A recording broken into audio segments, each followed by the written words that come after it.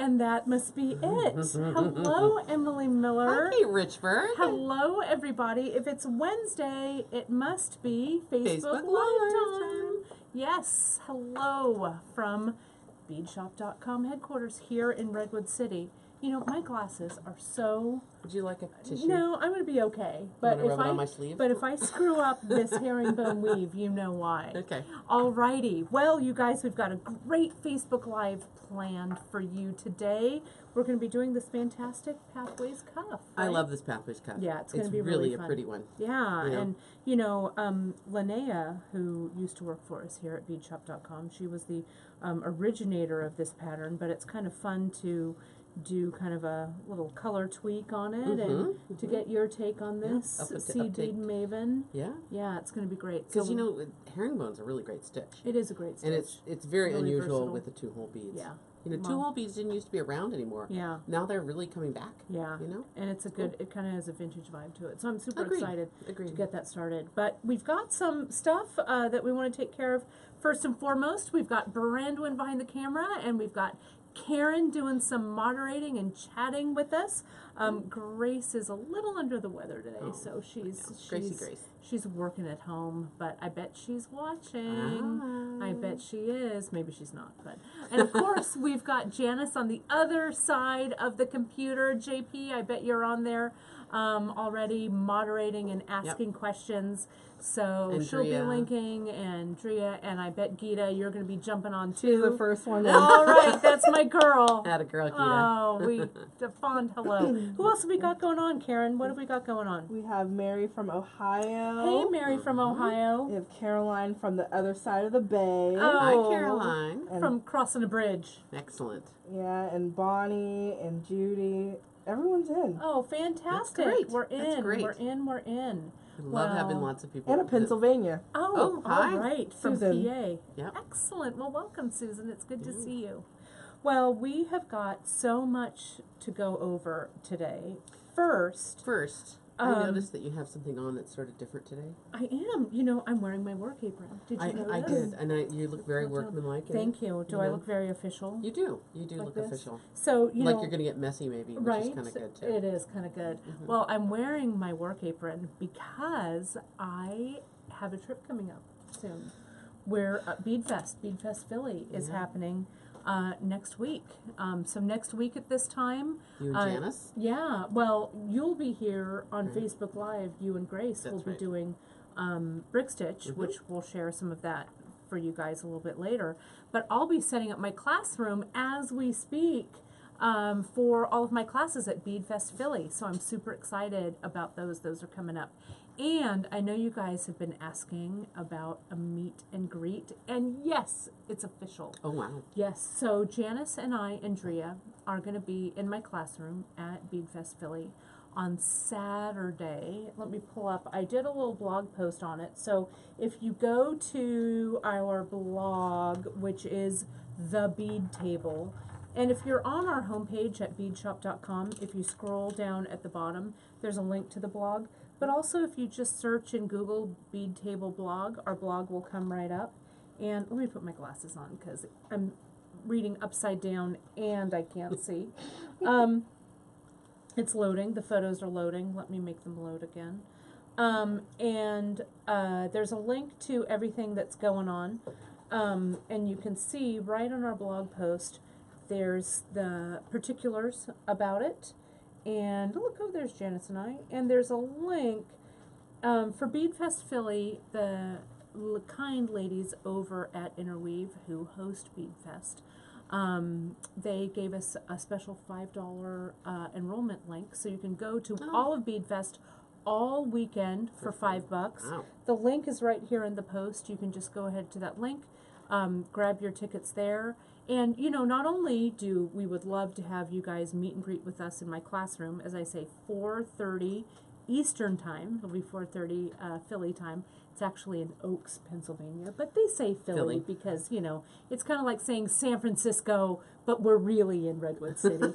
Yep. Question? We Karen? should have a couple of shout outs. We have Tony is her first Facebook Live with us. Oh, hey, Tony. Welcome, welcome. And Vanessa is waiting on her first order ever from us. Oh, She's really Vanessa, excited. that's awesome. Cool. Well, Thank you and welcome, welcome. We really appreciate it.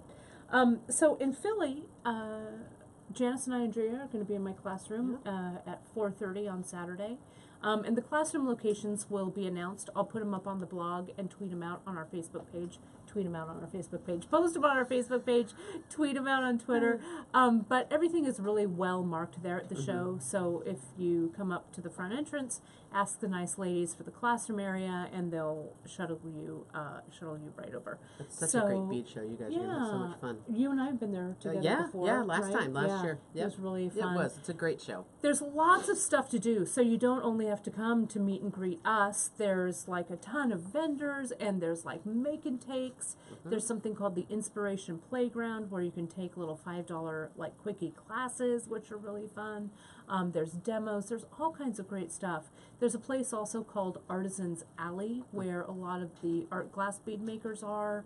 You may be noticing I'm wearing these really cool bronze hand earrings. Will you get me some of those? Yeah, made by Cynthia? our buddy Cynthia Thornton of Green Girl Studios. Give Green me a Girl list. is there. I know, you better give me a I list. know. I'm going to have to give you a list. I'm doing a little zoom in on the. Oh, excellent, on my earrings. There they are.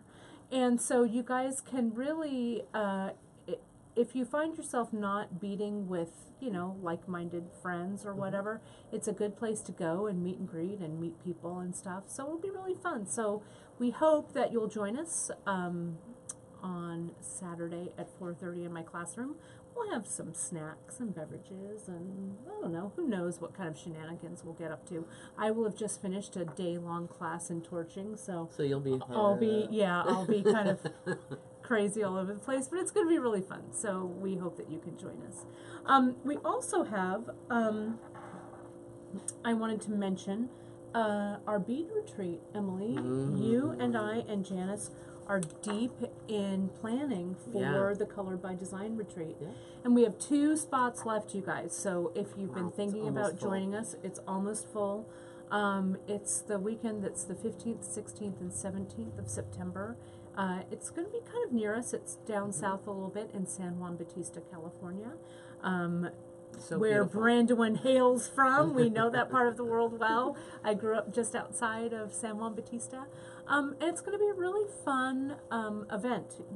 We've been talking about kind of some of the things that we've been doing. We've had a lot of vendors send us cool things for our goodie bags, and so it's going to be a really, really fun event.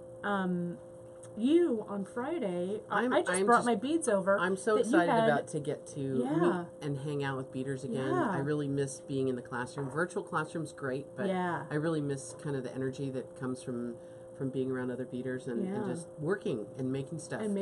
Yeah, so we're gonna make beaded beads on Friday night. Yeah, and Friday night is all about you. We're gonna have a really good time dyeing beads. You guys are gonna love how easy it is to dye these beads. I dyed these wood beads. And they're beautiful. And I'm going to give you some seed beads and all the stuff you need to make them. So cool. And I expect to see people wandering around in the evenings in the corners, stitching away. It's going to be really fun. They're kind of like a laid potato chip. Yeah. You can't just have one. They're kind of magical. And they're light, so that you can make earrings out of them. If you want I want to make earring. another one of these so I can have, because you know me, you guys, I love a big earring. And then on Saturday and Sunday, Janice and I are going to be jumping in with talking about color and designing with color, and it's going to be really great. We've kind of created this whole curriculum around that, and we're also having a special trunk show there. My mom is coming. It's going to be all kinds of fun. Too? No, not Chris. this time. But it's going to be really fun, and we're going to have some other bead shop staff, and it's going to be really great. So if you're thinking about coming, there are still 2 slots available, and you can go right onto the website and search for Color by Design, and it's right there. So what else we got going on, Kara? Anything else? We have some more. First, Sandra from Flatbush, Alberta, Canada. Hello, Canada. And a Susan from Finland. Oh, Susan, welcome. Welcome, This welcome. international thing is so exciting. I know, it's great It's really that we exciting. have people all over the world joining us. Isn't At it all awesome? hours of the day and night. I know. Well, we really appreciate it. Because we know it's 10:30 here or 10:40 here, but it's another whole nother time schedule. That's right. Someplace else. Someone's watching us having dinner right now. Yeah. or lunch or staying whatever, up late. Right, exactly. And everyone loves your blouse and Yes. the colors you have going on. Thank Yes, you. it's a lovely Mexican embroidered blouse. And it's Mexican shirt day today. It is Mexican shirt day. I almost pulled mine out of my closet and That wore would it. have been really funny if we showed And up we here. didn't even coordinate. Maybe someday we'll coordinate it. Yeah. So today, this learning for Pathways Cuff, we have, I'm going to pull this up on our website, and I also wanted to mention, you guys, you can find all of our broadcasts today, all the way back to last October. There's a lot of places you can rewatch them. You can always watch them here on our Facebook Live page. And if you do have trouble, once in a while when you're watching with Facebook, there's a little bit of a glitch, or the video freezes. Your signal isn't quite as strong. You can't hear us. Right. Things kind of start and stop. On the replay, everything is pretty seamless. So you can usually find us on the replay here on our Facebook page. You can also find us on our YouTube channel under beadshop.com, all written out. You can find it archived. Then you can also find us right on our website, and I'm going to go there right now to beadshop.com. I actually really liked looking at the old ones too, and yeah, see how far we've come. Because they're funny too, and I funny how? Just entertaining, funny how? Am I funny? Ha ha. Yes, of course. Do you find me amusing? I do actually. I Today is Everyone's a Comedian Day. It is. You guys weren't here when I got here at 8, and it's Everyone's a Comedian Day today. A comedian. JP, I'm looking at you. Right there. So if you go to our website, you guys, you can find on beadshop.com. If you go right here in the middle, you click on Facebook Live, and everything, all of our episodes are archived here. So you can learn all kinds of great stuff right along with us. And for today, let me scroll back up here so I can see that here. That color wash when we go over them all is so pretty. Right, so pretty. Here's our Pathways cuff, and we always list all of the, the recipe, the products you're going to need. And then this Pathways project, we have a really great handout that Linnea has done, and we've got 2 new colorways. We've got Bayou, you have Bayou, and I have Waves right here. And if you, and I'll leave this here, Bran, so you can actually focus on it. How does that sound? But the Pathways handout is really fantastic and super detailed. So with Emily's learning today, coupled with this great handout, and Pathways, and really they stitch up really fast. Yeah, really fast, and they're super portable. Pathways, the way we've done it is we've done it not only in the 2-hole Superduo, but we've also done it in the 2-hole half Tyla, which is cool. Out for that. So, any other questions, Care, that we've got? It's funny. Mary says that she's playing hooky at work on her computer, but it's totally worth it. She's got her headset on. Good, Mary.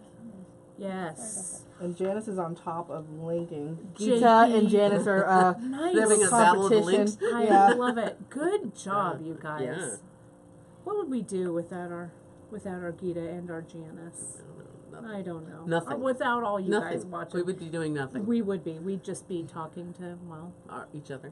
Yeah. Like we do. So is it about that time? We can jump in whenever you're ready. Yeah. I'm excited. I think everyone's ready for you. All right, let's do it. Okay. So I'm going to close up my computer. Brandwin is going to move the camera. Okay. I'm going to put on my glasses so I can see. Take a drink out of my coffee cup. All I wanted to do is grab one And let's more see what we've set got. of needles. Okay. So we're gonna work towards the middle here, Yep. ladies, because we are All right. Up close and personal. Up close and personal. Super. Soup's exciting. You let us know where we need to go. Right Super there in the middle and is Superduos is Okay. really what we're That into wax today. is perfectly centered. Okay. Okay, that's Awesome. the beeswax zone Okay. right there. All right. Cool. We're in the zone. Yeah, we're in the zone. So, Kate, have you ever done herringbone before? No, so you guys. I know we can start out every CP thing like this. Let me just not lie to you at all, and say I've never done this, not even remotely. Well, What a surprise! herringbone is one of those stitches. If you have no frame of reference, it won't matter. but Okay. it's good thing. it's really not a very difficult stitch, and Okay. it works up kind of quickly once you've started it. Okay. And I always say that with any seed bead stitch, I find that the first couple of rows are kind of Squirrely, right? a wet Wiggly, tat, right? Doesn't really look very appealing, and it feels a little awkward. Okay. Awkward town. Awkward town. So we're going to start with actually a few rows of size 8 beads. And is that herringbone stitch too? It is. The whole thing is all so herringbone. herringbone doesn't have to be done with 2 whole beads? No, no, no, no. In Okay. fact, mostly it's not done with 2 whole beads. Okay, so these are size 8s that Yep. are right here. And then it goes into these 2 holes, and it's herringbone with single hole bead, herringbone with 2 hole bead. Yeah, because the second hole just kind of hangs out there. And could I do this with any flat 2 hole bead, do you Sure. think?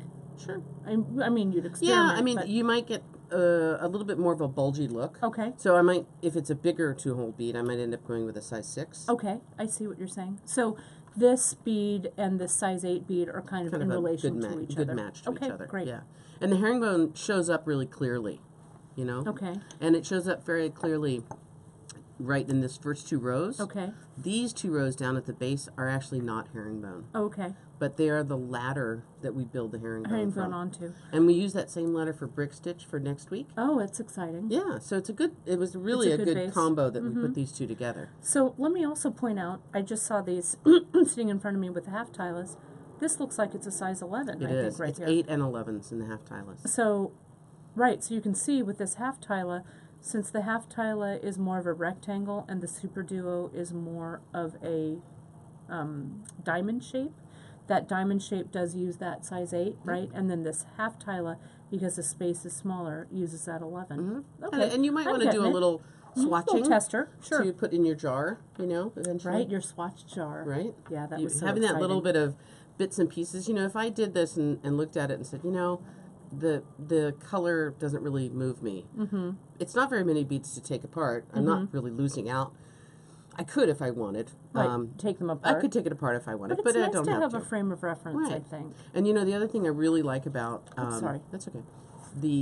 This pattern is using 2 tubes of tieless Yeah. or 2 tubes of duos, Duos, right. and 1 tube of 8s means you get 2 colorways that are related. So you can Just actually like this make right here. a gift for a friend. Like twins. Fraternal twins, not identical twins. Correct. And it's really easy to make it longer or shorter too. Right, right. Right? No big deal with that. No worrying about measuring or any of that stuff. So what you've started here is kind of the inverse of this colorway. Yep, it's the opposite of that. Yeah. The bayou. Whoops, Bayou. And I'm going to work on this blue one with the different color. And the blue one is both the colors in the blue denim-y one are Picasso's. Picasso, yeah. And they don't really have much of a variation from side to side. But these guys, and somebody's going to have to get me the color name for these because I don't remember what it is. Oh, I can look it up. These pinkish ones, I'll put a few down here on my mat.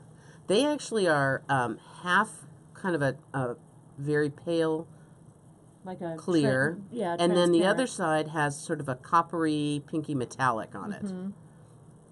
And if I kind of get that up on its side, you can see that it's a different color on that side from that side. Now, I didn't really pay any attention to this, and I just went right ahead for it and let the chips fall where they may. If you want them to be more reversible, or you want one side showing more than the other, you can carefully choose the right side up, and I'll show you how to do that. It's And not those very are hard. the Crystal Capri Gold Matte. Yes. Yeah, they're a really cool bead. They are Having cool that beads. sort of 50-50 thing is kind of neat.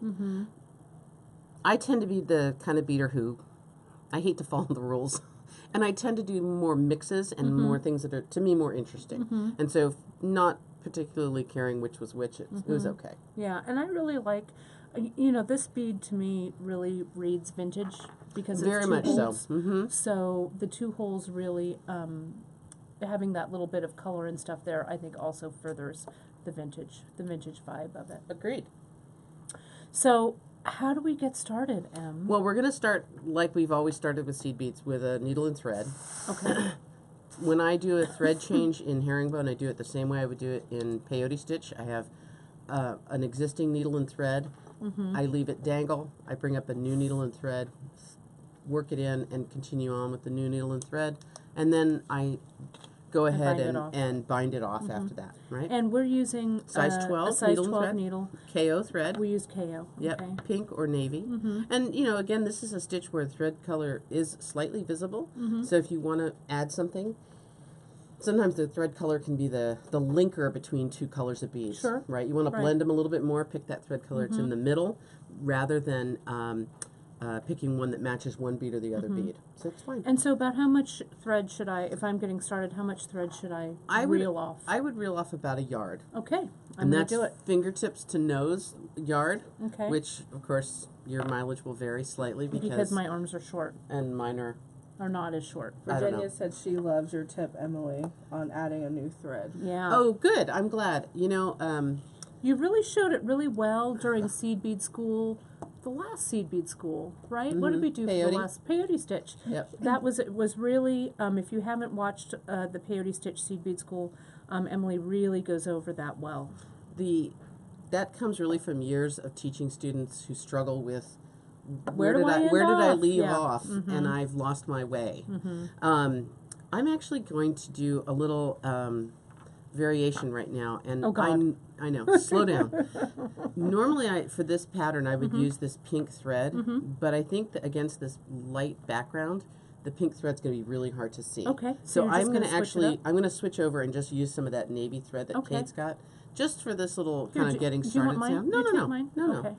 I'm gonna thread my needle. Now, as Emily says, we needle the thread, not thread the needle. Oh, sorry. There we go. You. And so I put my eye of my needle, I pull my KO right down to my thumbnail, and I push the head of the eye of my needle.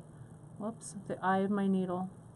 Of course, I'm doing this live with a whole bunch of people watching. But see that? How I push that eye of that needle down on the thread, and see how it just captures. And you guys, I can't see anymore. So Kimberly says deep breath, Kate. Yeah, deep breath. No, totally, right? I'm in, there we go, centering, right. centering. Needling my thread, centering, not threading only my needle. swearing in my head, only in my head. And we're set to go. Now, we don't use a double thread, do we, Em? No, we use it singled. Okay. We could use doubled in this case. You know, the problem with double thread is that it's so easy to split your thread and kind of give yourself a mess that... Yeah, I'm a thread splitter, we for can sure. We can go away from that. Okay. I am going to recommend waxing on this one, though. Yeah, I did. Did well, you already? know me, I'm a waxer. I like to wax after I've needled. Yes. And I just put a little bit of wax on my thread. Anytime your thread feels kind of wimpy and like it's limp, right. Go ahead and put some wax on it. Right. You know, you can do that anytime. We also are going to use a stopper bead. So I'll give you one of my stopper beads. Okay, and I'm going to take one of yours. Get your hands off my beads. Hey now. Hey. So it's all love. Stopper beads are just a bead that is different from your project. And we're going to slide them down to within about, maybe about 8 inches of the end. Okay.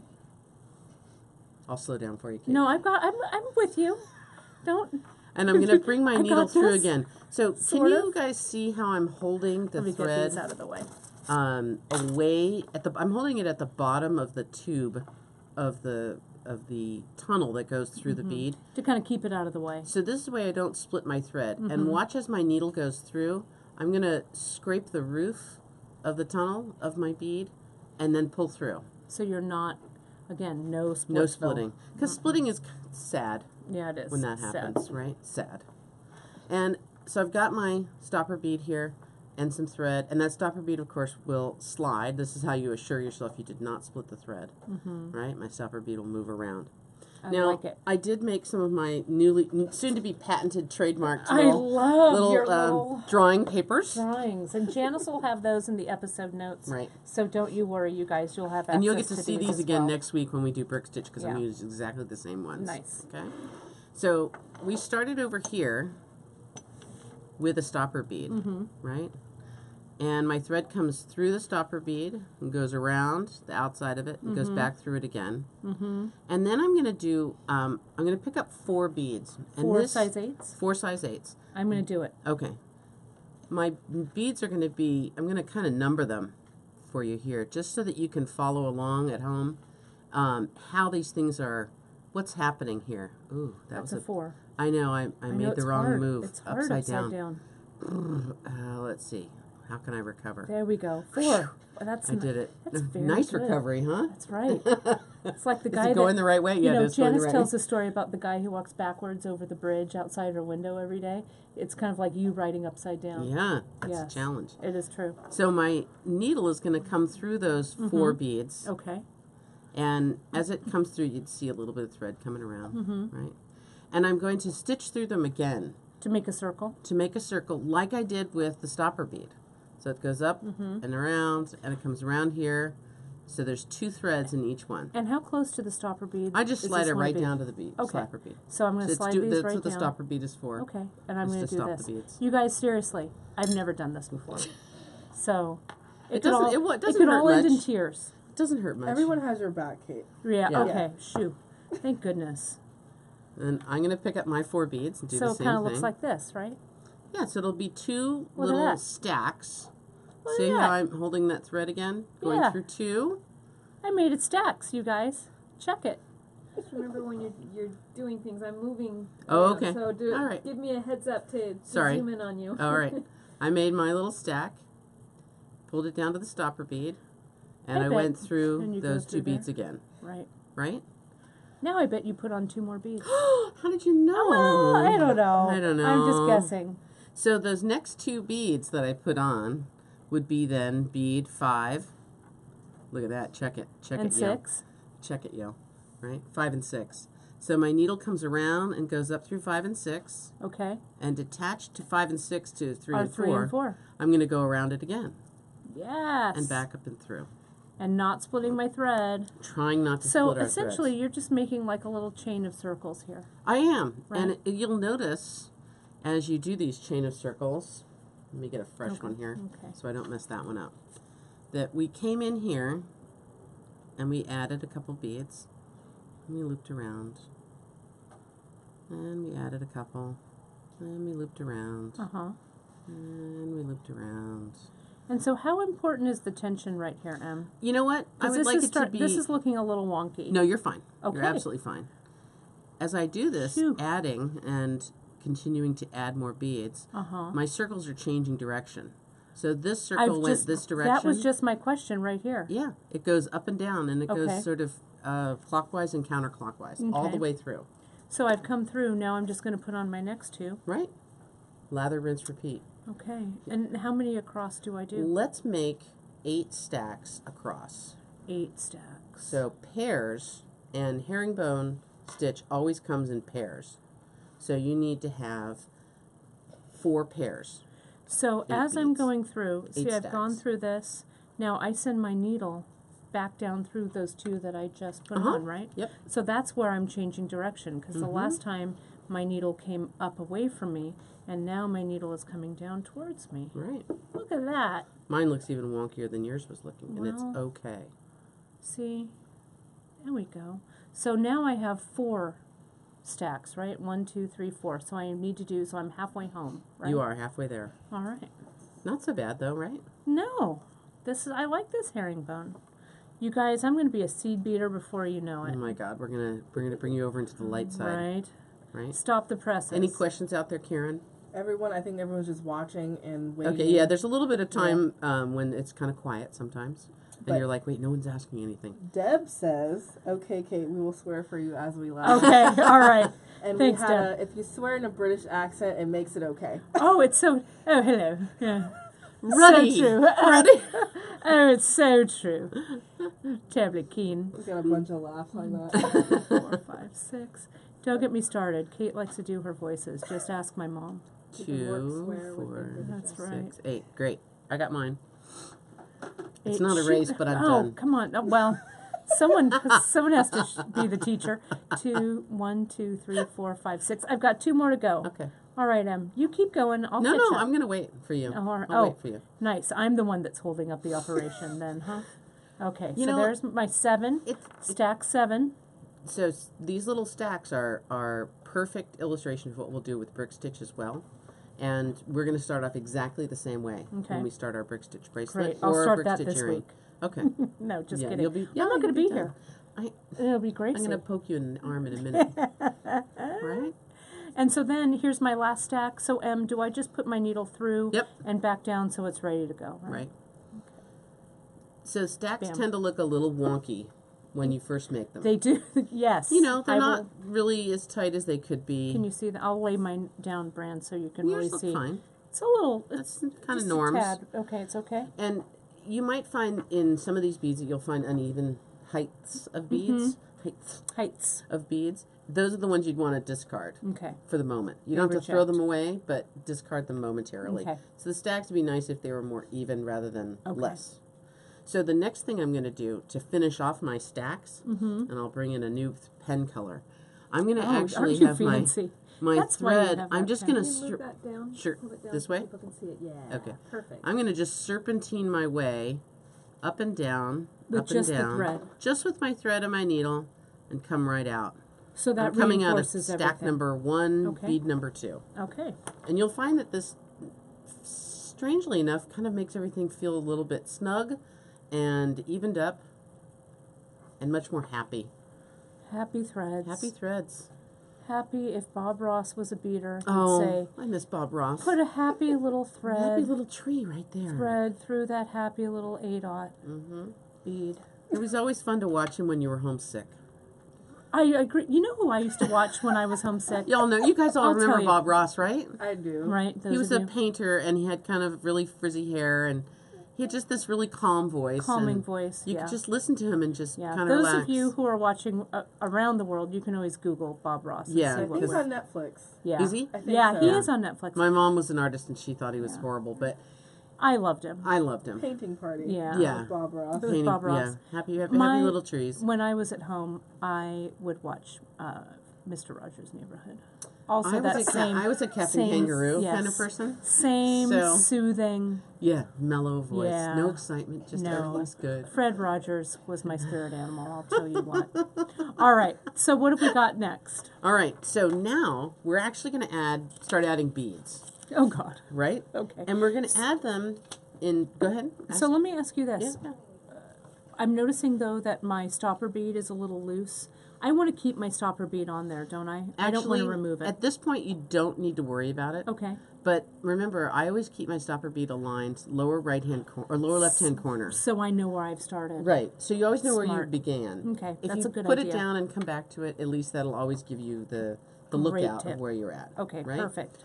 So, new drawing page. Look at you, Em. I know, kind of fun, huh? I know, I love these. Everyone wants these. Well, that's good. They can have them. Yeah, don't worry. They'll be in your episode notes. Don't you worry, you guys. You can draw. You can draw on them. You can draw drawings. Drawings. So what's next? So here we are with our stacks. Okay. My thread's coming out here, and I'm going to pick up. Surprise! 2 beads. Right. Because this is kind of going to be the story of your day here. I'm going to pick up 2 beads. And my thread comes through, both beads, and I'm going to stitch back down into my stack. As I come out the bottom, I want to remember to go back up the next stack. And are these still A-dots, Em? These are just A-dots. And what's nice about this is it kind of gets you used to the system that you're working here. Okay. So these are just the A-dots on their side. They're not the Superduo. No, not yet. Okay, gotcha. And I don't have a drawing of the Superduo because you'll be able to see them really clearly. So I'm going to pick up 1 bead. Then I pick up another bead. I pick up 2 beads. And I go from this hole down to this hole. Correct. Right? And just at this point, we're going to go right out the bottom of the stack. Okay. And come up the very next one. Okay. So I've gone out the bottom. Oh, yeah, look at how they just, look at you guys. They kind of sit up there a little quirky like there. All by themselves. With no input from me. Excellent. Oh yeah, and the tension, putting that thread back through really did. It did even everything up and it really a little more stable feeling. Because it was feeling a little wonky. And I think if you just give it that little bit of a tug, those beads just kind of fall right into place. It's terribly clever. And down. At that, and now up, and we don't put beads on the bottom, and we do this. Although that does give me a good idea. Right? Right? I always have those good ideas. Yes, that aha moment. That little, So then what we've got is this, right? So we're on, this is row 3. And look at how those beads just little herringboned right up. Look at that. I'll turn mine over so it's in the same plane as yours. Right. So with flat herringbone not in a tube, you have to remember that you have to turn around at the end.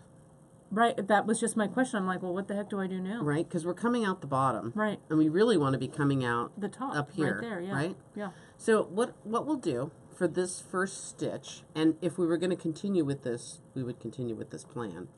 I'm going to go back around, back up those stacks. Needle up the stack. Needle up the stack, and I'm just going to cross over here. And I'm going to come back out here. Okay. Which will allow me to add the next group. Okay.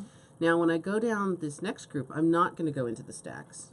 I'm just going to go down into the little bead. Into that little bead. Your hand's actually kind of covering what you're doing. So, sorry. How's that? Better? That's better. Yeah. I don't know if you might want to redo what you did. All right. I'm not sure. Sure. I went right across and up. I'm going to add 2 beads. Come back down, and this is the place where you'll speed up things a little bit. I'm going to just go from coming out of this bead to right into that next one. So I've come up my stack. So my thread is coming out here. Then I just jog it over to here, right? Correct. And now I add my 2 beads. Right. And with that same movement, that same stitch that you're going to make next, you want to just go right to the next pair. Yep. Wait. We're going to correct just here. Look. Oh. We're going to just jump right over there. Oh, I see. Makes it even faster. Right, 1 stitch. So it's 1 movement. I've got another one to show you if you like. I'm going to finish. I got to catch up because I'm now behind. So I was spending time. Well, who's a good little herringboner? Right. So I go through 1 and 2. So it's like you're going through the 2 that are leaning towards each other, right? You're going into the middle of them. So here I am. I'm crossing over. Okay, let me zoom in. Okay. And I'm going to go straight out that next group of beads, that next pair. And if you feel like your beads aren't kind of laying correctly, you can go back and give them a little fiddle, right? And I'm going to pick up 2 more. Go down. Oh yeah, we're really establishing this herringbone. And out. And it's the 2 beads that you're putting in, they kind of displace each other, and that's what's creating that herringbone look. They can't go in the same spot. Yes, I have Karen? a question. Can your stitches be too tight with this project? Not really. No. And they could be too loose. Okay. You know, tension, no one likes to talk about being too tense. Tension is something that it would be, instead of aiming for really tight or really loose tension, I would just aim for consistent tension. Snug enough that everything is held together pretty evenly. But not so snug that it's buckling. Right. And then continue with that as consistently as you can. Okay? So I can see here, when I pass those little beads, we are making they're like a little column. There's no stitch in between, right? Right. So it's like a little thing right here. Exactly right. They're kind of loosey-goosey. Yeah. Right? So we're really working in like 2 pairs. So there's like 4s. There's like 1 set here, 1 set here, 1 set here, 1 set here. Right. Okay, got it. Right? Cool. Okay.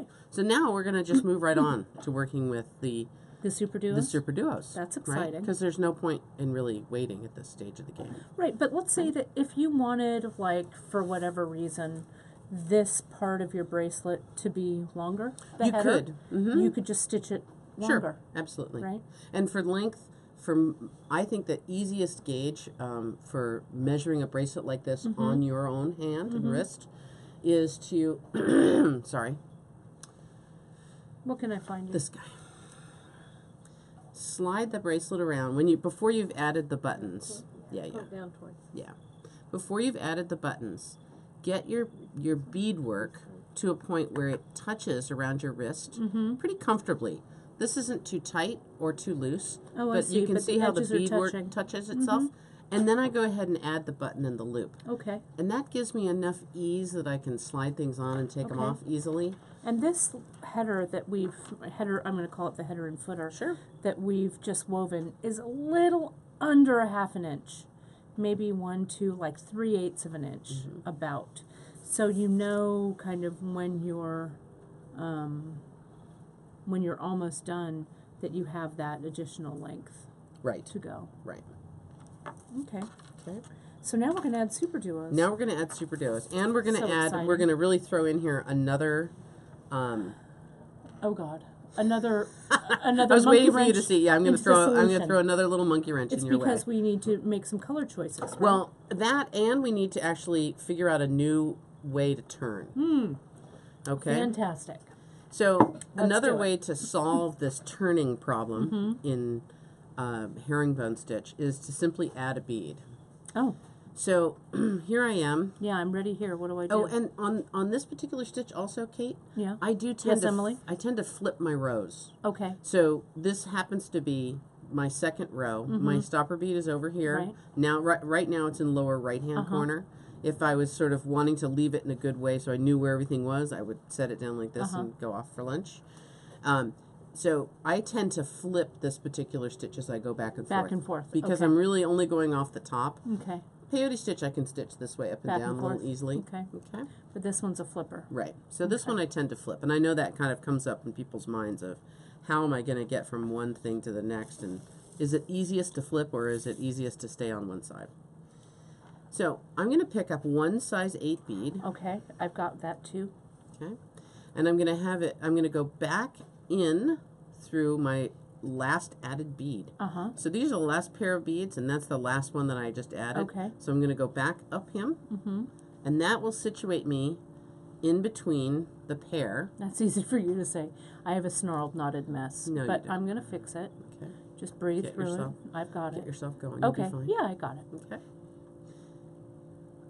Yeah. Cool. So piece now of you're cake. back on. You've turned around. Right. And so that makes almost like a little picot. It does, and we're going to continue with that turning Okay. situation throughout this piece. Okay. Okay. When I got to the other end and I wanted to have it be similar to the beginning, I did the other turn. So I did the turn where I went down into the base rows and kind of wiggled my way back up again. Okay. Rather than in this fashion, rather than adding the picot on the end. Okay. But if you want to do picots all the way along, yeah, You could. don't stop. Don't let us stop you. Okay. Okay. So from here on out, I'm going to pick up the same pattern for every row, regardless of flipping. Same pattern. Okay. And I elected on the first one of these that I made to do the green in the middle and the pink on the border. So I'm doing the opposite on this one. Okay, so this one I'll do the opposite. Okay. Where I'll do the blue in the middle and the dark blue on the outside. Cool. Excellent. Okay. So what we're going to do is we have 4 stacks across. So we're going to end up picking up 4 beads. Okay. Does that make sense? Yeah, four sections. Right. Okay, Right. got it. So when we do that, the first 3 are going to be your interior main color. And then the last one that you do of every row will be that other accent color. Okay. All right? So we don't put the first bead. Hang All on. right. Okay. Hang this on is to blowing that my thought. mind. I know. All right. So So watch. Watch first. I'm I'm going to watching. pick up. I'm zooming in on you. Okay. I'm going to pick up one size 8, okay. and I'm going to take a Superduo by a hole. Okay. Doesn't matter which one you choose. Things will work themselves out. And this is your interior color. Okay. Got it. And I'm going to pass through one bead and go over to the next set. Just like we did before. Okay. That's once, right? That's so once. I added 1. Now I'm going to add the second one in the same pattern. Always the 8, then the Superduo. The 8 and the interior Superduo. Okay. And pass through and jog it over. Really quick, ladies. Sure. We just want to acknowledge there's a little bit of a lag between comments and the videos, so we just want to, Okay. refresh if anyone's experiencing a lag. But we're really sorry. Yeah. Sometimes you guys and I think maybe it also has to do with we have so many people watching and stuff on our feed. But just go ahead and refresh, pop out of the feed and go back in the feed, and everything should right itself. And again, when you watch on the replay, everything should be pretty seamless. So thanks for hanging in there. And then Anna says you're the boss of that thread. Okay. If you Who's in say charge? so, Anna. Who's in charge? All right, so I'm getting my third one on. Right, so here are And I've these come up. 3 main color ones. Okay. And then on the last one of every row, And I came through just this bead right That's here, correct. right? Okay. Great. yeah, on the last one of every row, you're going to pick up your accent color. Okay. All right? Got it. And a size 8 and my accent Yep. color. Gita actually has a good question. Shoot. She says, how come it says 2 buttons in the ingredients list for this project? Perfect button. Perfect question, Gita. So the supplies and the kit for this have enough beads in it to make 2 bracelets, 1 in each colorway. So here's the one colorway that I did first, and here's the opposite colorway. And if you make 2 bracelets, how many buttons you're going to need? You're going to need 2 buttons. 2 buttons. Mm-hmm. So we added that extra button if you want to make the 2 bracelets. If you just want to make 1, just get yourself 1 button. That's right. But why only make 1? Right. So if it's coming out, and I need to turn around, so I'm going to flip my work over. And you're going to add a size 8? And I'm going to add a size 8. And now there's actually this handy dandy second duo hole hanging out here. Oh, okay. So I'm just going to go straight through it. Yowza. Like that. Shazam. It's sitting, okay, and you want to get, is this hanging right? Looks funny. I think it's just a little tiny bit verklempt. Oh, I see. And loose, that's and all. loose. You're Okay. fine. Yeah, I'm hanging out there kind of a bit too. All right. Again, it'll right itself. Rides up with where? Yeah. Okay, there we Right. go. All right. So I'm going to pick up 1/8 and one of my main color duo. And now, when I go through a size 8, and that top hole. and that top hole, that's super duo. Got it. Because that size 8 and that top hole of the super duo are just kind of hanging out there. Yep. So you kind of want to go through, you automatically want to go through them. And I can see what my issue was. It was my tension issue. So I'm pulling it Just here a little bit. bit loose. Yeah, and then That's tighten okay. everything, and I think everything is sitting right. And go right across. You'll do 3 in that main color and 1 at the end in the accent. And you'll be ready to rock and roll. Nice. Right? Okay.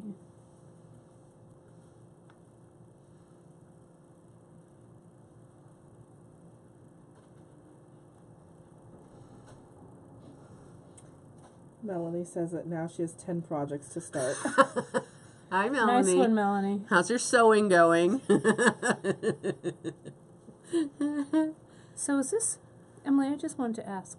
Yeah? See this right here? That little line of thread? Yes, you'll see a line of thread. Look right Is that here. right?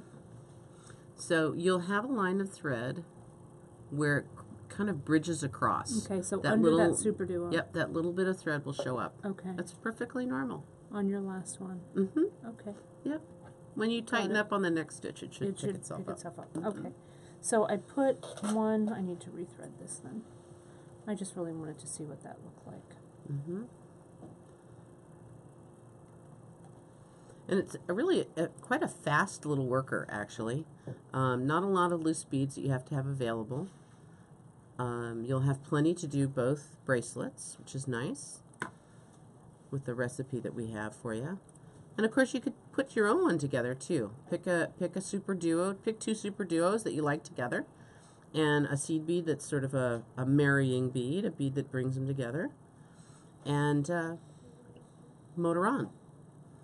So one of these. Right? And one of these. So always the size 8.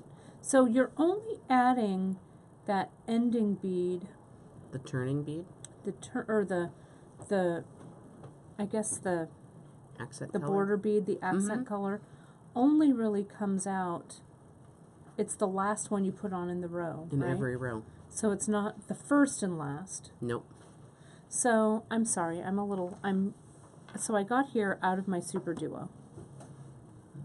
Let's see what you got here. Right, that's right. It went through that super duo. And then I put on that one and that one. No. No. Yeah. Yeah. Yeah, no, that's right. That's Yeah, right. then You're I went good. through. You're good. And now I've gone through that super duo. So now I put on a size 8 and a super duo, right? Correct. And where do I needle through? The super duo? You're a little bit loosey-goosey because this guy's not sort of sitting up as tight as he could. My tension's That's always okay. off. So you're going to go through him, Okay, got it. right? And through the super duo. Yes. We have 2 questions. Shoot. Trudy wants to know, Emily, on the previous row, did you only pick up 8 dots? You know what I did 2 rows of 8/0. I did the stacks, just like, it's exactly like this, and this is why I made it like this. Here's the stack rows, and you could actually do stacks that were taller than this if you needed to, but stacks of 2, and then I did 1 row of 8s, a second row of 8s, and then I started in on my herringbone with the duos. Okay. Okay, and then Linda wants to know if twin beads can be used. You know, I'd have to look at them carefully. I'd want to know when you do your twins, if they're really close to the Superduo in size and shape, you shouldn't have a problem. If they're a bit bigger, you may want to scale up to a 6 bead. If they're a bit smaller, down to an 11 in the middle. The turning bead could still be an 8. And you can really see how now that I tightened everything up a little bit, things are starting to, there's really that herringbone. So now I have my last accent bead in the row. I put that on. Now I'm just going through that one, right? Correct. And then I put on my turning bead. And turn around. So I put on my size 8. And then I go back through that Superduo hole. And then I start the row all over again, right? Yeah. So it's that turning bead that we're putting on. That puts your thread back in position. Now I flip like you told us to. And then I do my size 8 and my duo. And the hole that we're going through, the bead, we don't want to automatically jump to that Superduo. We need to stitch it down through that bead, right? And then up through the next Superduo. So we're passing our needle through 2. That's where I think I was getting stuck, because the Superduo hole is sticking up, so it automatically makes me want to go to that bead instead of the 8. So there's that. So this is pretty common how this would look as well, where my thread is about to come out. I'm about to make a turn. It's coming out. I'm about to make a turn, and these beads are sort of collapsing a little bit. You can see how they're almost side by side with their holes side by side, rather than pointing out in opposite directions. And this shows it very clearly. And when you have just a plain size 8 or round seed bead, this is what you will occur more comfortably without this sort of collapsing of the holes together. This is also kind of an illustration of using seed beads with bigger holes and thinner thread. So it's a little bit floppy on this KO. If we were using doubled thread, we might be a little happier, but we'd have that risk of splitting threads that we really want to watch out for. And there really isn't a good seed bead thread that's thick enough but not too thick. We don't want to block up the holes so much that it changes the drape of the piece.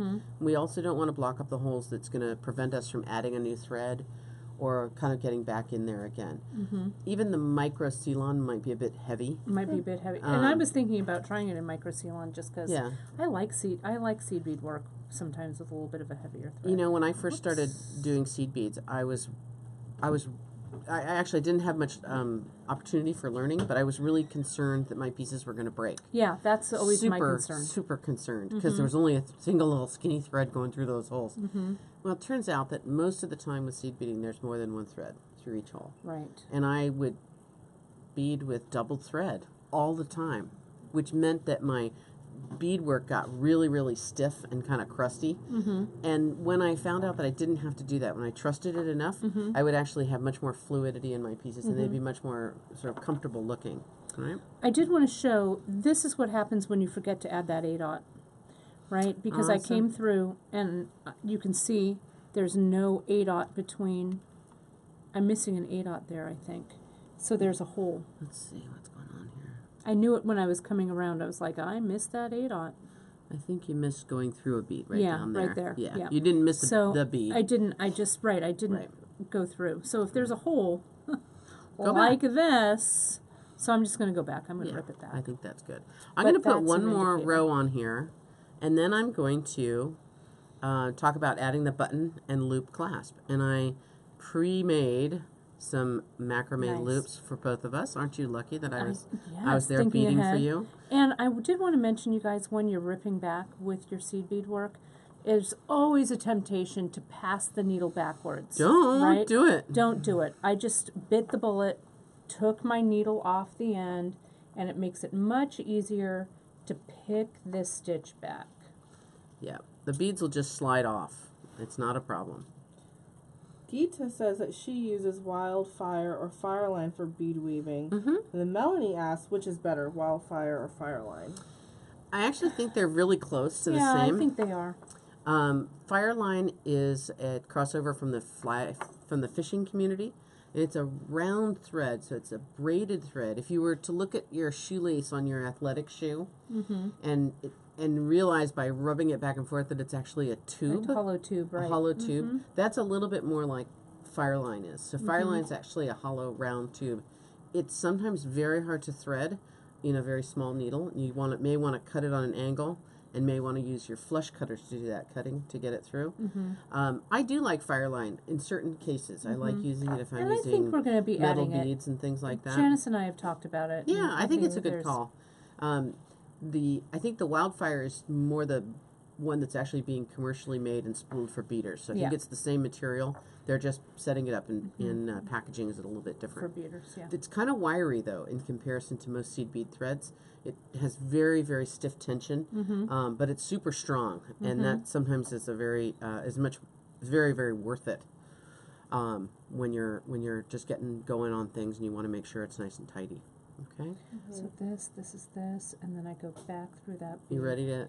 I'm going through that bead, I think, right Yep, there. you're correct. And then I add, that's where and then, Where you are, Is that Kate, is right? not visible at all. that's all right. No, Kate, you need to go through that duo again at the top there. This one? Do that all in one stitch. It'll go much more smoothly. Okay. There we go. There we go. I And think then I'm you have back one on more track. to go. Yep, there you go. Perfect. I think Okay. a couple of people missed what you said about the Ceylon, using Ceylon for this. Can you just refresh? Sure. The Ceylon, even the micro Ceylon, is it Ceylon, mini, and micro? It's micro and then fine. Oh, fine. I think the fine Ceylon would be too thick for the multiple passes, and I think it would make difficulty when we were trying to add thread. I'll get a sample of both. Sure. Because when I do looming, and I've got a looming project that's coming up. Are you you're doing it for your warps, right? Yeah, I do like to use the micro sometimes. Right. But let me pull some of the micro and the fine Cool. so you guys can see them. Cool. So, meanwhile, back at the ranch, we're going to use some beaded loops that macrame loops that I made, and some buttons to finish this guy off. Hold things for a little bit because I zoom in on them. So Sure. when you're moving- Oh, sorry. I moved too quick. Yeah. Sorry. So Sorry. let me show you. I've got Sorry. because you used for the loops, Emily. You used regular Ceylon, right? I did. So they're a little bit thicker. You can see here I've got, this is fine, and that's the micro. And you guys, you can take a look at our Stittionary that we have in our skill builders, and we compare all of the threads in that Stittionary. But you can see this is the micro, the thinnest Ceylon. If I pulled my KO next to it, you can kind of see the difference there, I think. The KO is really fine. This is the micro, and this is the regular. The fine. The fine. Right. And so stitching with the micro, It's pretty big. it's pretty big. If we were using larger holes, like maybe 6/0 and stuff, Yeah, maybe. maybe. The only problem with that too is I would really prefer to use a stiff needle for this rather than a flexible Right, needle. and we would have to use a flexible needle. yeah, with we would this. have to use a flexible Yeah, needle. exactly. And it's just a little harder to get it in there. to bead weave. What do you need? I was looking over there for a flexible eye needle. Here we go. This is exactly what I wanted. So these collapsing eye needles or twisted wire needles, another way to talk about them, they're really a lifesaver, and I use them for a lot of stringing or anytime I want to put beads onto thread. The eye is large, so it's easy to thread through it, and then as you pull it through the beads or through a tight spot, the eye will collapse, and it stays small after that. When I'm done for the moment using that, I will use my awl to open up the eye, and then I just put it right back in the container so I can reuse that needle. Sometimes I might only get a couple of uses out of it, but for sure I use this one more than any of the others. So I think I'll put the button on first, and if you've ever heard me talk about making clasps, if you put the loop on first and the loop is too big or too small, you're not going to be happy, and it's a frustrating thing to have to deal with. So I always put the button end on first. Because that's the thing that you need to... Right. And if it was a toggle clasp, I'd actually put the bar on first. Because then I can actually check that the bar will turn by taking the ring side of the toggle and seeing if it will slide down. Oh, smarty pants. If I'm making a chain and I'm adding a lobster claw, I always put the lobster claw on the right-hand side. Right, because... Most people are right-handed. And so that's a good place to start. If you had a left-handed friend and you're making her a piece of jewelry, you might say, would you like me to put the clasp on the left for you? And then you sound so concerned. It's so true. And you are concerned. Yeah. You want that to be the agree. right thing. I agree. Right? I like it. It's a little nicety. Yes, it is. So here's my spool of thread. And I know that this came up in another Facebook a while back about how to tie a knot around the end of the thread spool so the thread doesn't get away. Right. And I actually know how to do that. You're fancy. And there was some great debate about that. Some controversy. Yes, controversy, exactly. I'm going to pull some thread off, and this is the one I'm going to use for my button. I probably pulled off too much, but it's probably about a foot. I'm going to actually tie my thread around the spool so that it's the thread and the spool does not unwind. Okay. Right? I'm going to pull off enough to go around my fingers and the spool. And I'm going to tighten it up just a little bit. And take this end of the thread, come underneath that thread that's on the spool, make a little loop, and tie just an overhand knot. Tighten it up. Watch. I wind it up tight. Look at that. Thread does not come off. What? So you don't have a box full of threads full of things all sprinkled around. Fancy pants. Right? Learned something new today. Right? I like that. So there's that. She says, Rich I Bird. guess you put an end to that controversy. I tried. Yes. So in this case, because we're not finishing this particular bracelet at the moment, I am going to go ahead and put the button and loop on my little swatch ends. Okay. Typically, I'll wait till the piece is completely finished. And again, for my measurements, most of the time I make that beadwork fit all around my wrist and just touch itself, and then I just continue on. So I'm going to take my flexible eye needle, thread it with my thread, and in this case, since it's a button, doubling is good. Right, because we're really sewing it on. I think you were called the Bead Diva. Now I'm a thread diva now? Yeah. Another tip brought to you by the Seed Bead Diva. That is so... VFA. Isn't it so satisfying to have your thread not come unspooled? It's pretty satisfying. It is pretty satisfying, don't you think? Yeah. Yeah. I'm going to have you show me that again off camera. Okay. So I'm going to take my needle and thread, and this is going to be in the plain herringbone section of the beginning of my piece. And I would like to plan for my button to be completely on my beadwork, or as close to that as possible. So I'm going to work right up here between maybe the 3rd and 4th of my rows. And I'm going to take my needle, I'm going to go down into the beadwork. So I'm going right in between some of the holes. And I'm going to come up on the other side of a pair of stacks. And hold on, I'll get that and show you what it looks like on both sides. Okay. Oh, and you know what I forgot to do is put my button in there. Your button. That was really good, guys. That was perfect, except there was no button. There's no button. Right? So, good thing I can just pull that through. I'm going to go down through the beadwork, catch the button. What? Whoops. Up again. And pull it through. Now, in this case, because it's the button, I'm going to actually repeat that. Going to go down through the same opening, through the loop of the button. Oh, that was lucky. Out of focal range and at a distance. Good, good. And back up the same spot so that I have a little bit of thread going through the loop of the button and on the back side of the beadwork. Now you'll find that this thread eventually will kind of nestle down into your beads and it'll be just fine. Nice. All right, so now I have 4 threads hanging out up here. And one of the things I noticed that Linnea had said was to actually tie them separately. And I kind of like this idea of taking my 2 threads and tying them separately. And I am going to do a surgeon's knot here. Does everybody remember this one? No, vaguely. Right thread over left. And I'm going to go through the loop twice. And I'll move my fingers out of the way and you'll be able to see what this looks like.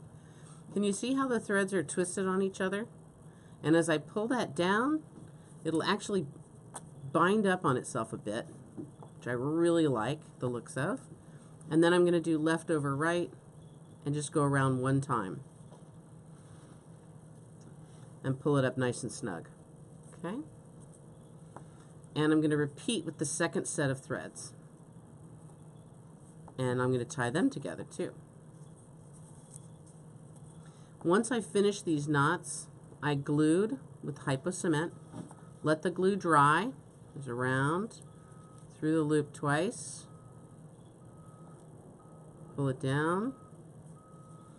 Tighten it up. And one more. Looks like my first one's coming a little bit loose. I'll tighten him up again too. So I glued those. I let the glue dry. And then I used my thread burner to clip off the excess.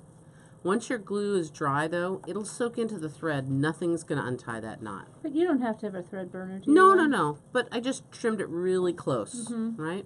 So I'm going to glue it and use my snips. And that way my button's nicely attached. Okay?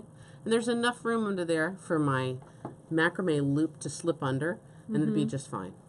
Nice. Right? I really love the way that button looks with this design. I think this is a really pretty button for this design. I have been really loving our check glass buttons, but this is a very attractive button. And it's sort of sleek, you know? It doesn't poke out too much. And we use the silver one on the blue guy. So, that guy right there. Look nice. Yeah. So for the macrame loop portion, I macrameed about 2 inches worth or so. Where's your, may I borrow your measuring tape for a moment? Yes. There you go. I macrameed about 2 inches worth to start with. Now, I'm going to actually attach this to my little stub, and as needed, I might spread this macrame out a little bit or tighten it up. And it's really quite simple to do. It'll slide right along the center threads. So if you're holding the threads that are in the core, you can slide it up a little bit or spread it out just a little bit to make it fit. So if you feel like you haven't done enough, you need just a little change. You don't have to do any more. You can just adjust it. Okay? So let's move this guy out of the way. He's sort of done for the count. And get that new one in there. I have to say, everyone loves your tips, Emily. They do. Yeah, everyone. They're happy with, and they're understanding. It's all coming through clearly. Well, a lot of people are saying they're going to have to go back with the handout. Obviously, yes, because this is seeing a lot of these things happen in front of you. It's happening way too fast, right? I wish I could do it with you every moment and let everybody would wait for you. I think everyone would like we wait for Kate, but. I'm still having a little bit of an issue over here. So Kate's a little muttering under her breath onto our side here, so don't worry. Don't judge me. Right? With the British accent. Yeah, with the British accent. Exactly. Oh, exactly. I see where I screwed this one up. Uh-oh. So I mean, sorry, did I say that out loud? You didn't. Well, you meant it in the perfect way. That's fine. Right. Something get messed up. That's all right. So we're going to do the same with this loop. We're going to actually embed it in the same fashion. Okay? And you can see right here that my loop goes down on 2 sides and comes around and gets tied up underneath. And actually, this is Linnea's design, and I'm pretty happy with how this looks and wears. It's really comfortable. Yeah. I didn't think I was going to like it like that, but it's really pretty. I think it's a great one. Yeah. You know, I think it works really, really well. So I'm going to do the same thing with these threads, and I'm going to just have them spaced apart just a little bit to give that loop a little tiny bit more opening. And it keeps you from having to have such a big loop if you've got a little bit of space there. Okay? How are we doing on time? Oh, we're doing good. Yeah, we're doing great. Great. Now, to speed this process along a little bit, since I have multiple cords and I want to wind them in, I can actually put more than one thread through that twisted wire needle and thread it straight through. And the directions in the handout for this are all quite lovely and clear. And I agree with them all. Thank you, Linnea. You know, there's many times when people will ask me questions and I'll say, well, I like that design, but I can't agree with how they decided to deal with it because I think this and I think that. I'm a little opinionated when it comes to... The opinionated diva bead weaver. Well, I am a diva, right? So that brings that right out. That's right. I don't know. Maybe I'm going to have to make one of those... Maybe I'm going to have to make a tiara after all. Right. I think you do. Yeah, well, Question, we'll Karen? see. Well, Kimberly Crawford said that she's already started an Emily's tip document. I teacher in her. love it. Cool. It's kind of like the episode notes. Yeah. I like Well, it. they're in there for sure. So here's my loop, and I can actually test with my other end that this is going to fit around. Nice. And I think I'm actually a little bit big. So I am going to slide that macrame up on itself just a little bit. Snug it a little. Snug it just a little bit. Snuggy. Snuggy. And you know, this whole thing feels like I've got a million threads here, but just be patient with yourself. Take your time, and it'll all get sorted out in the end. Work it through. Right? So here are my threads from the core of my macrame.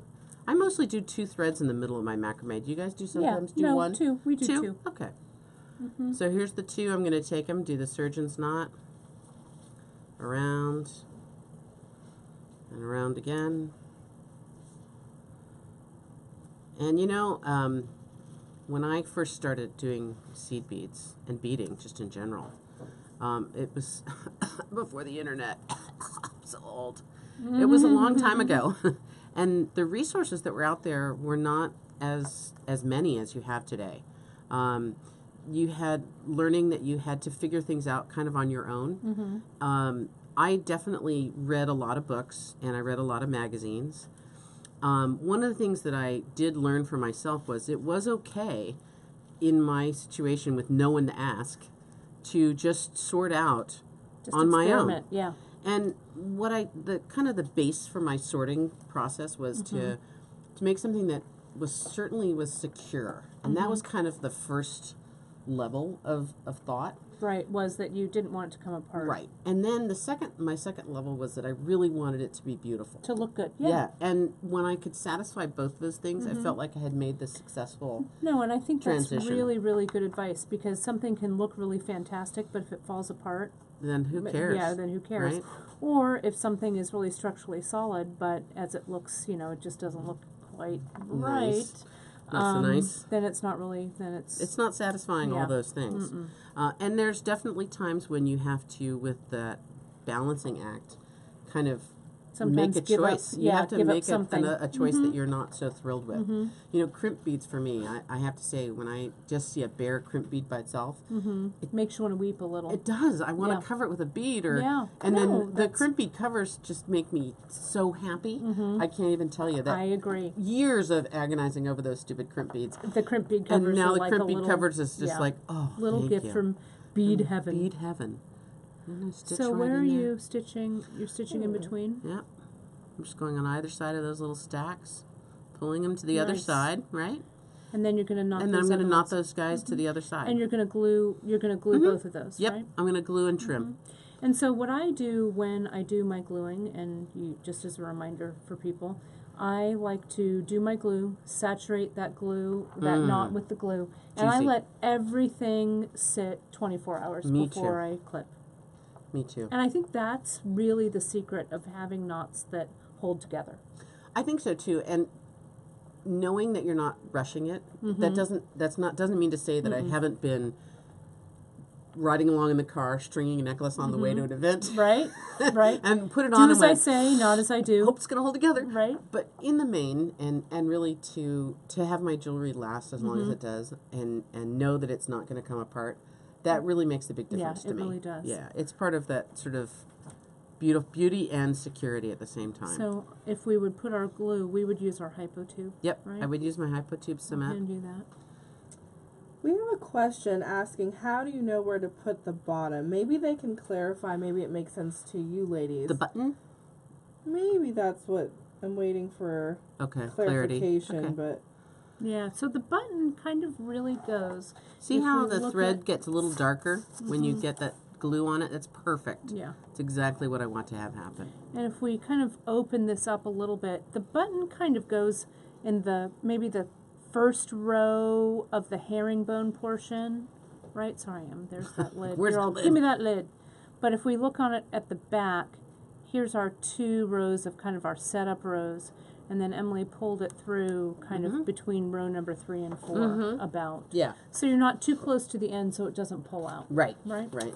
So if we look at this as sort of how our illustration was working, there would have been another row of Here, move beadwork. back a little bit. Sorry. Would have been the rest of our beadwork up here. And really what I did was, and this is what Linnea has in hers too, I brought my thread through here. You're having a thread Thank issue. you. There you And go. through here. And so the threads kind of cross over, and this is where the knot's happening. Right? So my thread comes up, and then it's getting knotted right in here, and my tails Nice. would come off. Naughty knot. So, question? I think you answered. I think they were referring to the, The button. The button. And then Leslie wants to know, can you use a ribbon clasp for the ends with some hypo cement? The ribbon clasp are the ones that have the teeth in them. I'd be a little worried about breaking beads with I this would because the too. beads are kind of fat. Yeah. If you wanted It's great to do for loomed pieces, Yeah. but clutching on to, like, beads, right, I think they're going to split them. I think I would be more worried about when you close the clasp, when you closed the teeth around the beadwork, that you'd actually go in there and break beads. Yeah. And that might be kind of Yeah. risky, Yeah. right? So I want to take this back for just a second. Roll back, call And back. I think, so the issue with me being a beginner with this stitch is, I am having trouble finding my rhythm with this stitch, because all seed bead stitches kind of have a rhythm. A mantra. So I think that this might be a good, and I think I know where I'm going wrong continually with my mantra.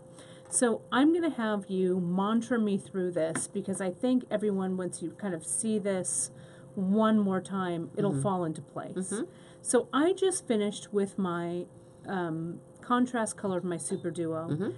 I put on that kind of quasi picot bead, right?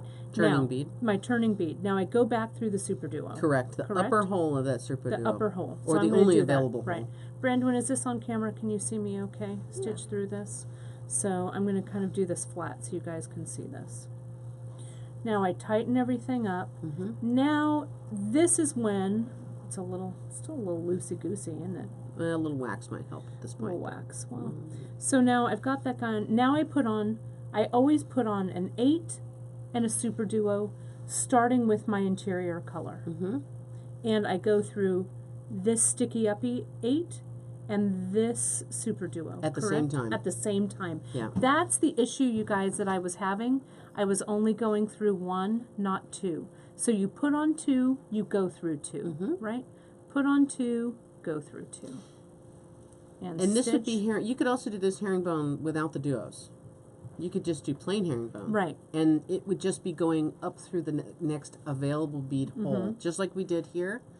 This would just be herringbone without Superduos. And that would be fine too. That makes sense. Yeah. Okay. So now I put on 2. Now I go through 2. Correct. This one and this one. Yep, in right? one stitch. In one stitch. And again, put on 2. 1, 2. And go through 2. This one. And then the next one. And this one, right? Yep. So there's going to be a time when we get into doing some bead embroidery. And I promise you, well, guys, it's coming. Janice doesn't know this one yet, but it's coming. She knows now. She does now.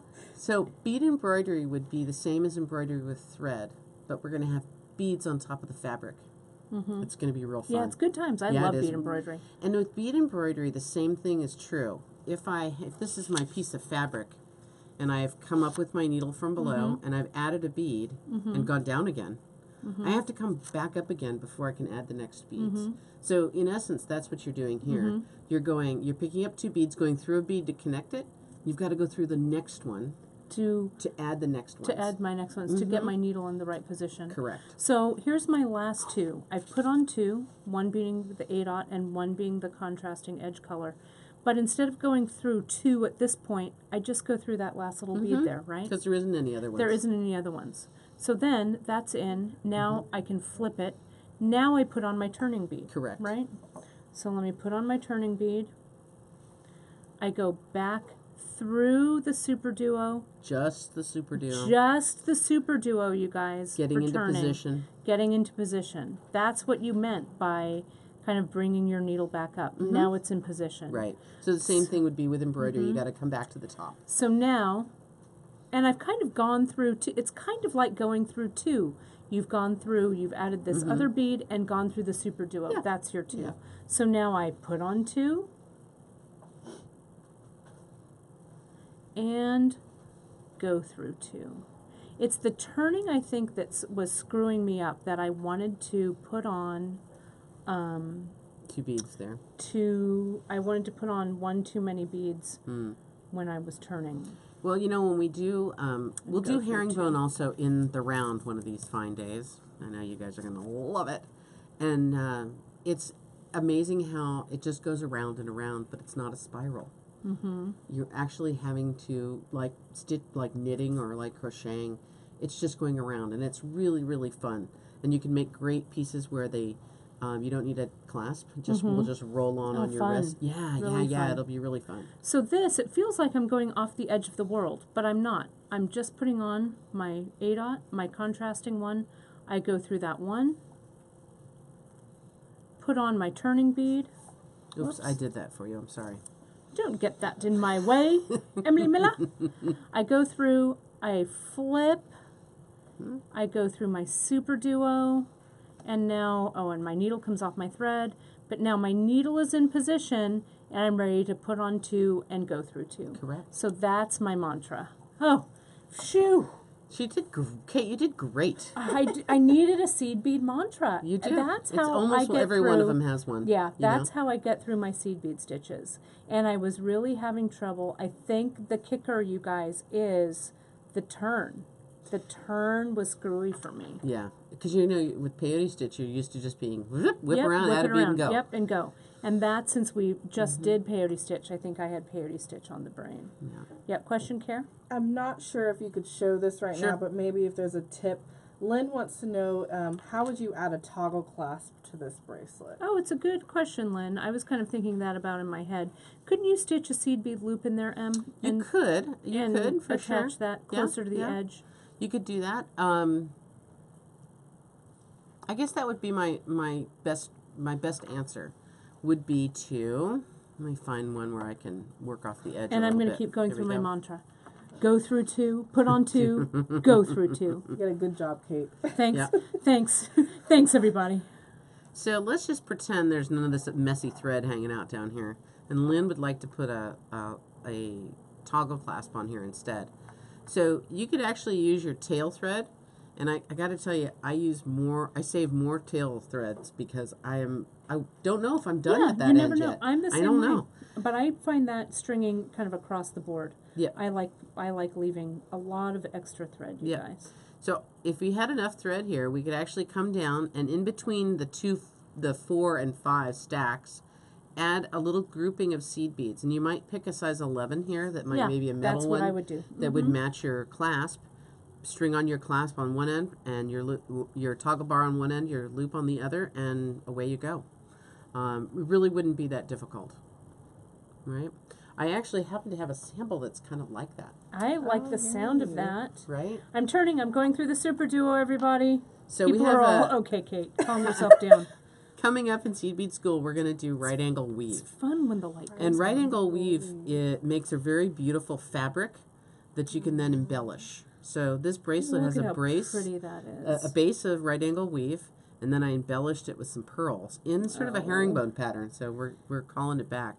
Here's the loop built right out of size 11 seed beads where the bar is attached, and a loop for the toggle ring. So it goes right together. One pulls through the other, turns, and there you go. Nice. All right. That's such a pretty piece. Emily. And this, I think, is going to be the one we're going to do for right angle weave. We'll discuss a couple different ways to do right angle weave, but I think it's nice to have something that is really luscious with seed beads. It's a really nice fabric. Really, really flexible and drapey. You know, you could make 2 of these and wear them over a cashmere sweater, and it would look like you have beaded cuffs on. Oh, that just let's do. Yeah, hurry, hurry! Do let's make those. Wouldn't that be pretty? Yes. Right. Oh. They would look really Karen lovely. is awesome. Karen and I are going, yeah, yes. Well, and that's what maybe we're going to have those keep those little pearls that we got by mistake. And, but speaking of pearls, that would look really pretty, right? We've got some cool stuff coming up next week, right? Next week we have Seed Bead School. Seed Bead School. Gracie and I are going to do brick stitch, and we're going to make bracelets out of them. Again, bracelets seem to be the trend everybody's really loving. I've got several different colorways to explore, and they're really kind of fun because each one of them has a little bit of a different kind thing of that you might do with the strands of brick stitch. So we're going to brick stitch ourselves some base pieces, add our button clasp, and there are those check buttons again, right? Who doesn't look at the color of that blue button? Look how beautiful it is. It's so And good. then we used pearl white seed beads and Hishi freshwater pearl. and freshwater pearls to make this beautiful, really. It's a perfect wedding. That was kind so of that what could you be guys, your something blue. Yeah, right. It'd be really cute. That's why I love pearls. Actually, they're one of my faves. Really, never met a bead I didn't like, but especially a pearls are kind of like high on my list. All right. So this could be something blue that you make to wear at your wedding, or I think it would be a nice thing to make them all for your bridesmaids. Yeah, they'd be and really then they would all have them, but they'd be something kind of special. And right? we have. Don't you have one? You have one more. I do. I have one more that's still in progress, but this one I really like with the half tieless and the Picasso green seed beads. To me, this is like those quintessential summer garden colors, you know, bright yellow flowers. Yes, just and like that. Luscious green leaves. Yeah. And I did this in kind of a faux netting. And I kind of like the idea that you can kind of jump in and jump out of this, you know. So it's got some spacing to it that you can play around with. I was thinking about Karen while I was stitching this also, and that she would really like it in black and white as a necklace. And we could totally do this kind of as a bib where it had that lacy quality to it. Wouldn't it be pretty? Really pretty. Yeah, in black and white. It's really nice. And maybe black, white, and gray shades. It'd be really pretty. Yeah. So I think that would be really fun. I think it's super versatile. So this one is just strung like strands, and that one is netted. Yep. And then you have a third one that you're going to share I do have a third one that I'm going to share next week. And we also wanted to share, before we move the camera, Brandon, you have a little stash there of something new that we just got in. We know that you guys have really been loving our brand new, I think we want to put it about right there maybe is my guess, our brand new check glass buttons. We've gotten some new, I'll put this Man there in so the it's kind of forward, the little Moons. Man in the Moons. We have them in the Emerald AB, and you guys love them Isn't so the Emerald much AB sold out that now? we sold out, but we're going to get those back in, never fear. And Janice just made an order of a whole bunch of new ones, but we got these bone ones in. And I was thinking with your netted piece that you're going to make for Karen would love this. Right, see how I just slid you in there? This would be such a great See one how she for made that. it something I'm going to make for you? Right, Yeah. see how we are here at beadshop.com? But these are really great. And I was seeing this with a macrame poetry with the dark brown it'd be great. gold. I just think it would And be I just could also so throw luscious. that. Here's my, I'm getting the herringbone. I'm Look super at you, excited. you're going right along. I could, for Yeah. like some contrast, I could put my be little kinda moon cute guy on there. right on there. It'd be Well, really you fun. two were also saying earlier how you could make it a ring or anything. Yeah, Cut yeah. off the Right. back. Yeah, with this, right, I could cut this off and I could set this as a ring. As a stone. It'd be fun to do Karen a wire wanted wrapped earrings. ring with it. She wants an earring. But this has been really fun, Em. I think this Pathways project, you could do it a little bit wider or a little bit more narrow. But it's that go through to, put on to. That is your mantra with this one. Put on I two, think. go through two. Put on two, go through two. Yeah. It's Yeah. really great. Absolutely. Well, good job. I Yeah, think we it's can a lot of fun. we today. can kind of move that camera back out and We got a lot of love for those samples. Oh, cool. Great. Cool. And people are asking, is it Wednesday yet? Is it Wednesday yet? Well, it is Wednesday. Another Wednesday. Yes, you and Gracie are going to do rock a great job and on Gracie's, we've got lots of fun things to talk about. I'm going to be Gracie's into it. Yeah, so I'm going to be fun. setting up my classroom. Yep. You'll be in Philly. Don't mind me. I'll just be setting up my classroom. You'll be in Philly having a fun time. You guys won't miss Shopping me. my list. Shopping your list. Yes, shop my list. Would be great. So really good job. This is really fun. I love how you can get the 2 tubes. Just grab yourself that extra button. Yep. And you're set for a bracelet for you and your bestie. I love that idea, and I love that it's such an easy way to kind of have those 2 colors married up already. And you could make both. You could offer your friend the pick, or you could say, I like this one. Here's this one. Here's this one. Well, you can also really see with this how using that blue Picasso and the seed bead color is really similar. Let me get this thread just a little bit. You can get that how it contrasts here with the A dot, but kind of comes in together. I wanted to wear this one with blue Lift jeans. up an inch. Yeah. Yeah, because it's right at the bottom. know. Okay. Yeah. Wearing this with blue jeans, I thought was like the perfect color combo. Oh, it's really cool. I really like it. A lot of fun. Really nice. And we'll do herringbone, don't worry, in the round also, which people will dig. That's going to be exciting. Well, speaking of round, someone was asking when we're going to do tubular crochet. You know, that's what you're wearing. That I know. necklace That's why I was wearing. I wore it on purpose so that we would have that talk. I think it's probably going to be in. we need to have the talk. The tubular With the, crochet talk, Emily. With the retreat coming up in mid-September, I think really we're going to look at October for tubular crochet. Keep practicing your bits and pieces because that'll get your hooking That'll get you going. In good order and feeling comfortable with that thread management and stuff and beads. But I promise it is coming, and I have not only that, but special treats coming that day when we do that. Special treat that you will get when you order your stuff that day. Something I'm making for everybody. Will that include us? Of course. Let's do it tomorrow. You're going to have to give me a little time, and I like a treat. And you'll have to decide if you're a lefty or a righty. Ooh. So. Okay. Well, that sounds intriguing. I know. Well, to add to that intrigue, we've got a couple of cool things for you guys today, as always. We have a fun giveaway today. I thought that we would... Couldn't hurt. No, couldn't hurt. Couldn't hurt. You know, I'm a big fan. I know that you love size 12s. Needles. I do. It's kind of the standard for me. So I went out on a limb because I'll tell you, I know, rebel. And I'm giving you guys a little bit of a comparison. I know that you guys may have some size 12s at home if you've ordered our seed bead school kit and stuff like that. Well, today's gift with purchase is you're going to get some size 10s. Needles and threads. Yeah, needles and threads. So it's the size 10s. 10s so feel like a horse's leg after working with the 12. No, I just love a 10. So, but then I was stitching like it was a total mess. But, but go with me. You brought it back. Yeah, I brought it back. Brought it back around, pulled it in. And we thought it would be fun since we missed Janice, and I'm going to see you next week, JP, that we would do a KO in Janice's favorite color, which is this green. So Yummy. if with the gift of purchase, today is Wednesday, it's still Wednesday, right? Today is Wednesday. It's not next Wednesday yet, right? Not yet. Today is Wednesday, August 10th. And for about an hour after our broadcast today, it's just slightly after noon on the West Coast Pacific time, when you place an order of any size between now and 1 o'clock, and you write in your order notes, stitch it, we will add your little gift with purchase, your little Facebook giveaway with your size 10s.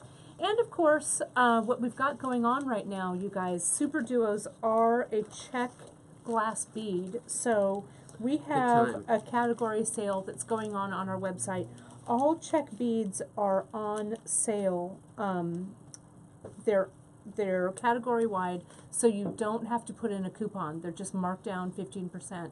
But if you noticed, up on our front page of our website, we've got a little store-wide coupon just going on by Mhm. default right Yep. now. So if you add Sun 10, you can stack that with that 15% off. So in your order notes, you'll get 10% off your total order with Sun 10, and your check beads will already be on sale, so your savings will be big, Big time. 25%. big. Is that I right? know. Well, Yeah. 15 that- plus 10. Yeah, stack That's it. awesome. On Stack it. check beads, that's great. All check beads. Yep. Superduos, checkmates Melon beads, our tiles. new melon Ooh, beads. new melons. You know what? I meant to grab them and I didn't. But you guys, go to our Just Ins. Yummy. Run, don't walk. Run. Run, really. We've got brand new wonderful check melon Got beads. Picasso Picasso finishes, and yeah, they're delightful. gorgeous. And we have more check beads coming soon. Karen is working her little fingers to the bone, photographing them and getting them up. So you'll see those up soon. But the melon beads are amazing. Yeah, they are. And Janice earlier this week texted me a photo of a brand new sample she's made with some Ooh. of them. So they're Okay. really cool. So you guys will see that. I don't even think I've showed you that photo, Karen. It's a surprise to all of us, except for me.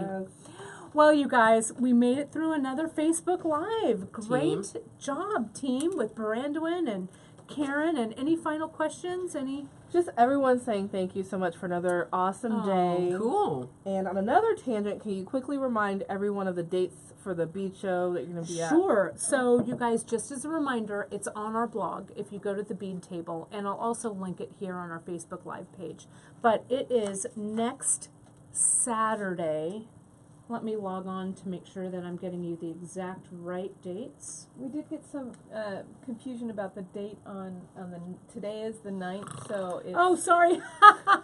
Today is the 9th. Well, I think that's for... This one. That one, sorry, it's Today our is the giveaway. You said it correctly, but I mean, Yeah. we have it written correctly, but You said the 10th. okay. I was like, I paused when you said the 10th. I was like, really? What date is it? It's the 9th. So, That's let me correct. just clarify. Yep, the 9th. So, anytime For the next for hour. the next hour on the 9th. And then our check glass bead sale goes tomorrow through Yep. the 10th. Sorry, I was so excited with that herringbone stitch, you guys. It's all I have on my mind. Let me tell you one more time about our meet and greet. It is next Saturday, the 19th, at the Bead Fest in Philly. It'll be in my classroom starting at 4:30, going to about 5:30. And again, all of the deets are on the blog. I'll link it on our Facebook page, and I'll send out a newsletter reminder too, so you guys have that. But if you can come, just jump on. There's that link for that reduced priced Are admission. you going to Facebook Live during that meet and greet? Yeah, we're going to Facebook Live. Maybe not during that meet and greet, but Janice and I are going to be doing a little bit of Facebook Living Oh, cool. from Bead Fest as well. Yeah, and because we'll then we pop can in watch and let from you there, know. from here. You Feel never like know. we're there. Yeah. You never know what we're going to find. Cool. All right. Well, with that clarification, I think that's I think we're it. done. Yeah. Let me take. Thanks, guys. We'd love to Thanks. see your work too, so don't forget to send us pictures of Yes. things that you've done. Don't forget. Always happy to see it. And feel free to send us questions, comments. We always want to know if we can do more or Yeah. better. Yeah. So, we want to know how we're Let us doing. know. And then Friday, you guys, I'm popping on for Free Tip Friday. What I'm doing, it's going to be a surprise, even to me. But I'll see Kate, you you're guys always Friday. surprising us. I'm always surprising. So we'll see you live Friday for Free Tip Friday at 10:30. Until then, you guys, have a good time. Be Bye. creative. See you soon. Cheers.